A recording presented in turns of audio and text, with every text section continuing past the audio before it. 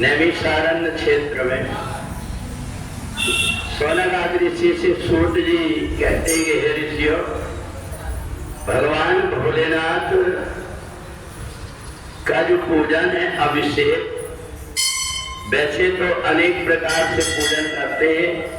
पर भगवान शिव का जो अभिषेक है, हम भगवान शिव का जब पूजन करते हैं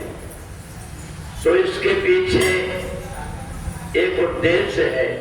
कि भगवान शंकर के ऊपर जो जल की धार अनवरत गिरती है, हमारे जीवन में जो आने वाली बाधाएं हैं, विघ्न है,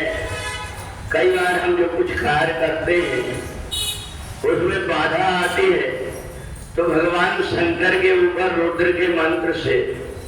जो व्यक्ति अनवरत जल की धारा छोड़ता है, उससे उसके जीवन की बाधाएं दूर होती है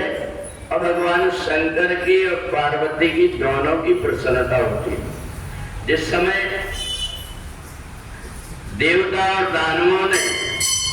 भगवान भोलेनाथ को हलाहल विष पिला दिया,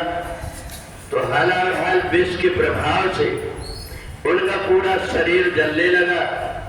उसी समय पर माता पार्वती को पता लगा, वो जल लेने के लिए गई थी, दौड़ करके जैसे भगवान भोलेनाथ को देखा, भगवान भोलेनाथ जमीन में गर्मी के कारण लौटपट हो रहे थे जहर की।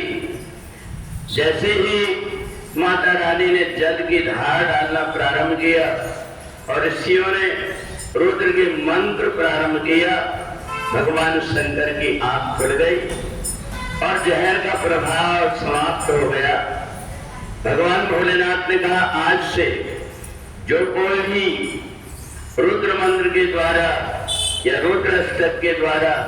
या ओम नमः शिवाय बोल करके मेरे ऊपर जल की अनवरत धारा छोड़ेगा, उसके जीवन के सब प्रकार के कष्ट दूर होकर के और अनवरत मेरी भक्ति प्राप्त होगी। तो इसलिए भगवान शिव का जो अभिषेक है,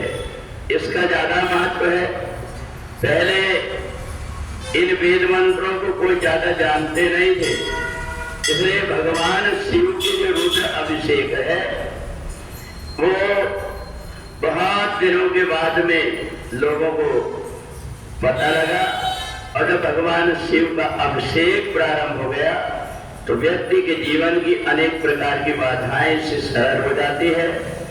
एक वर्ष नित्य जो नहीं कर पाता, यदि वो श्रावण के महीने में कर लेता है तो 12 महीने के पूजन का फल प्राप्त हो जाता है। बोले सच्चिदानंद भगवान